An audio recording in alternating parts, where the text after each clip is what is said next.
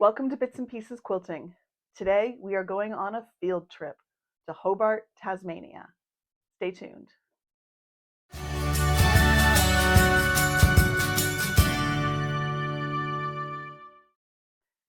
Hi, I'm Michelle, and today I want to take you on a little tour of all of the quilt shops in Hobart, Tasmania. I think you'll be surprised at how many there are for such a small city. Let's dive right in. We had a number of plans for our visit to Hobart, including some tours of wineries, a wonderful visit to an animal sanctuary where some of the local and indigenous animals are rescued and rehabilitated. We did a beautiful tour of one of the national parks, but we also planned to visit the quilt shops. And this map shows you where they are all located. And the arrow here points to where our Airbnb was. So I was right in the heart of Quilting Central in downtown Tasmania. It was fabulous. So the first stop was up in the top part of the map at Frangipani Quilts. Built into an old house, this is a beautiful shop with an amazing vibe. I was really impressed at the diversity of materials and tools and patterns, but also the diversity of people. There were young people and old people and different and creative people. There were men and women. It was a really diverse and wonderful store. The staff were really helpful, and I really enjoyed our visit. We then walked around the corner and down the street and wandered over to the quarter-inch quilt shop and cafe. This shop, so cute and jam-packed full to the rafters with every kind of quilt fabric and tool and pattern you could imagine. The shop carries a lot of original patterns from the owner, which are really fabulous. And it was like a discovery. Every turn, every corner, every vision was packed full of amazing things.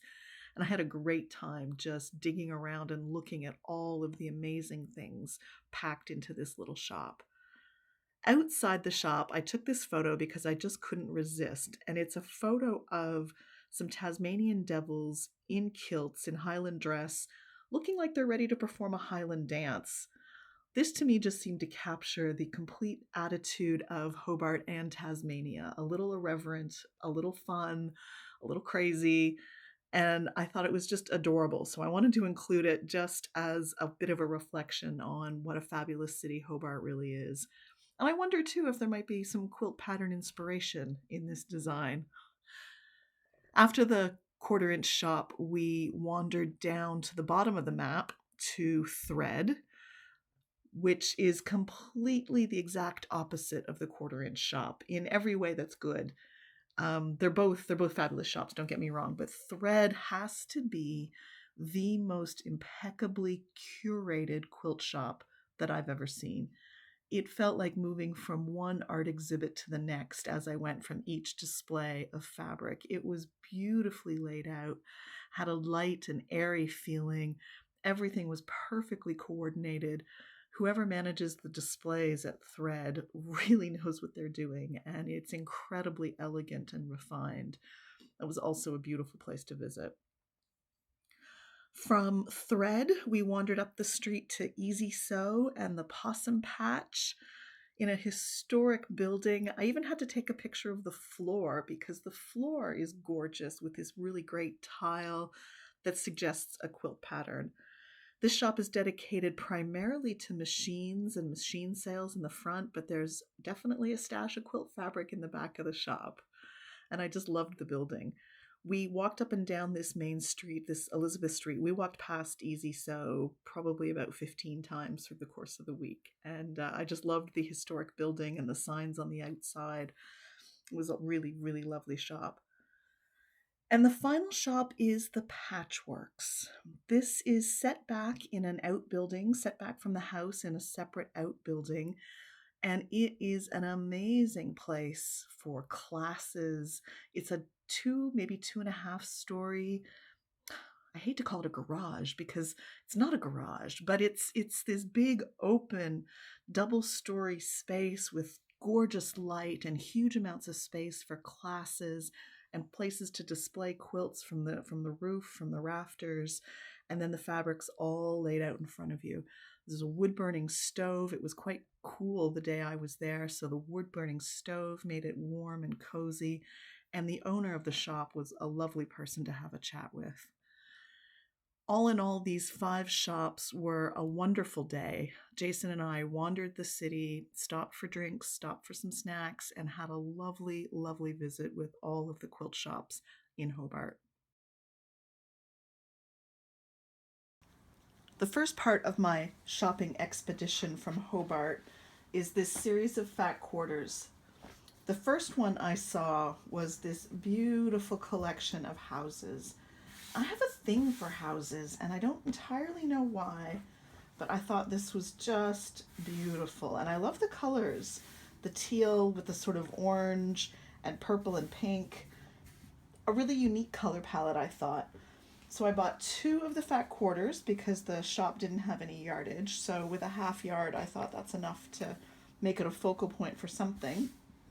And then I found these additional fat quarters, I think from the same collection, to coordinate. So the trees and then the neighborhood flower garden with some pears, which I thought was really cute. And then I don't know if this is part of the collection or not. The fabrics feel a little different, so I think probably not. But I thought the colors still worked. The orangey reds especially. The background isn't exactly the same, but there's enough teal and orange and pink and purple in here that I thought it might work. Or maybe not. We'll see. I still think it's a really pretty piece of fabric, and we'll see if I can make it work as part of a larger project. Not sure what that project is going to be. The next part of my haul is a really cute charm pack called Lazy Afternoon, and then a piece of yardage as well that coordinates with the collection. Notice that we're sort of building on a theme here, and I wonder if these pairs and these pairs and these pairs are all the same. We'll see.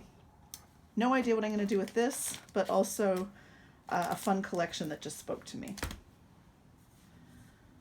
I also bought another set of fat quarters. This one, I had never seen anything like this before. I don't know if it's an indigenous print. It almost looks like a panel, but the butterfly, the flowers, I just thought it was really, really pretty. Some very cute goldfish. This one, again, I really like the color combination, and it feels almost like an indigenous print. I don't know if it is or isn't, but the colors spoke to me, the movement on the fabric, I just thought it was really pretty. This one is definitely an indigenous print. Not sure what I'm going to do with it, but I think it's really pretty. And then finally from the Fat Quarter collection, this beautiful, I'm not sure if you can see it on camera, but there's a gold metallic to this fabric. Really love it. The motifs almost look like North American indigenous beadwork, and I thought it was really, really beautiful. Again, I love the colors. I'm very into this mustard yellow for some reason, and you'll see that in some of the other pieces that I picked out. I bought these gorgeous yards, or meters, I suppose, meters of fabric of Tula Pink's latest collection.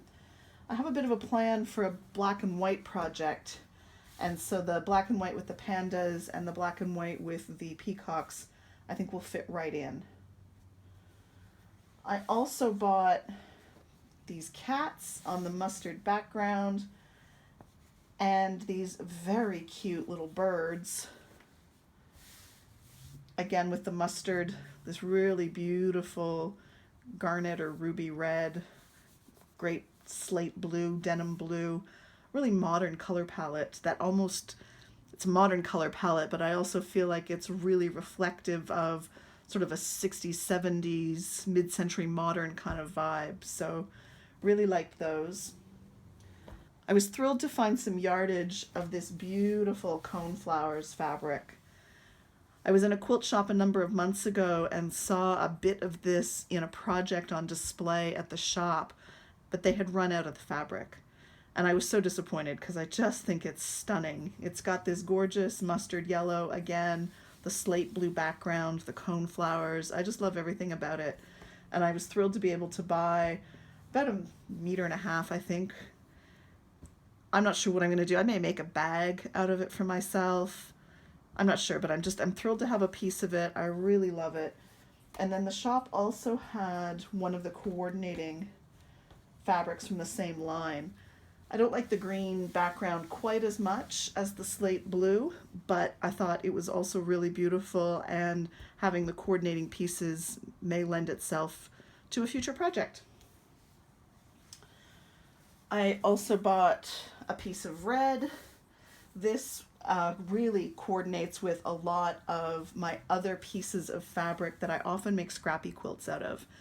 And I always find I need a balance of red in most of my scrappy quilts. So this will contribute, I think, to the ability to use up some of those other leftovers in that same color palette. And finally, for fabrics, I found this piece, and it reminded me of fabric that I have here already in the teal and yellow and white colorway.